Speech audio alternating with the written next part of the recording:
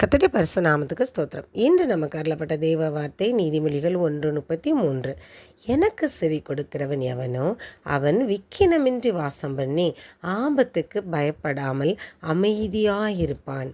இந்த வசனத்தில் கர்த்தர் நம்மளுக்கு என்ன சொல்லி கொடுக்குறாங்கன்னா, அவருக்கு செவி கொடுக்கிறவர்கள், அவர் சொல்கிறதை கேட்கிறவர்கள், அவருடைய வார்த்தைகளின்படி நடக்கிறவர்கள், அவருடைய சத்தத்தை கேட்கக்கூடிய செவிகள் உடையவர்களாக இருக்கிறவங்க எப்படி இருப்பாங்கன்னா, விக்கினமின்றி வாசம் பண்ணி, விக்கினம்னா இடையூறு, தடை, தீங்கு எதுவுமே இல்லாமல், விக்கினமின்றினா அந்த விக்கினங்கள் எதுவும் இல்லாமல் அமைதியாய் வாசம் பண்ணக்கூடியவர்கள், அமைதியாக வாழக்கூடியவர்களாக இருப்பார்கள்.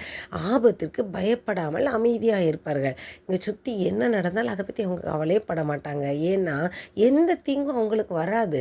யார் எப்படி நடந்தாலுமே அவங்களுக்கு எந்த பயமும் இல்லை. ஏன்னா கர்த்தருடைய வார்த்தைகளை கேட்டு அதன்படி அவர்கள் நடக்கக்கூடியவர்களாக இருக்கிறார்கள்.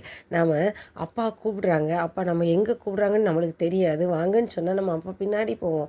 ஆனால் அப்பா கூட்டு போகிற இடம் நல்ல இடமா இருக்கும். கண்டிப்பாக அந்த பாதையும் நல்ல பாதையாக இருக்கும்னு நம்மளுக்கு தெரியும்.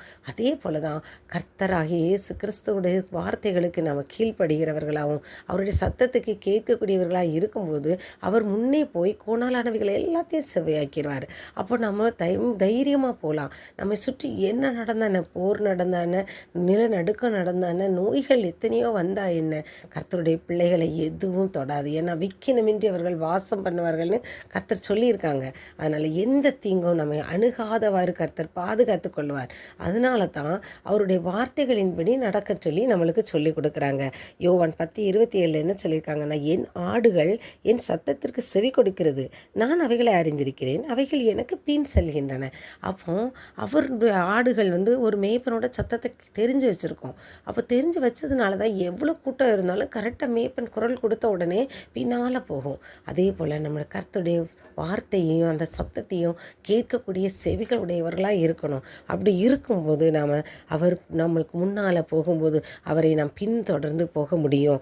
அப்படி இருக்கும்போது கர்த்தர் நம்மையும் அவர் அறிந்து கொள்வார். கீழ்ப்படிதல் உள்ள பிள்ளைகளை தான் அவர் அறிந்து கொள்வார். அதனால் நம்ம பின்னால் இருக்கிறோமான்னு சொல்லி நமக்கு வர எல்லா காரியங்களையும் அவர் கவனித்து சரி செய்து செம்மையான வழியில் நம்ம கூட்டு கொண்டு செல்வார். அதனால் நம்முடைய வாழ்க்கையில் முதல்ல நம்ம என்ன செய்யணும்னா, அவருடைய சத்தத்தை கேட்கக்கூடிய செவிகளுடையவர்களாக இருக்கணும். அந்த சத்தத்தை கேட்டு கீழ்ப்படிதல் உள்ளவர்களாக இருக்கணும். அதன்படி நடக்கக்கூடியவர்களாக இருக்கணும். ஸ்தோத்திரராஜா, நன்றியோடு துதிக்கிற உம்முடைய வார்த்தைகளுக்கு நன்றி அப்பா. தகப்பனே, நாங்கள் உம்முடைய வார்த்தைகளின்படி கேட்டு அதற்கு கீழ்ப்படிந்து உம்மை பின்பற்றுகிறவர்களாய் நாங்கள் வாழ நீங்கள் எங்களுக்கு உதவி செய்யுங்க. இயேசு கிறிஸ்துவின் மூலம் வேண்டி கொள்கிறேன் பிதாவே, ஆமென்.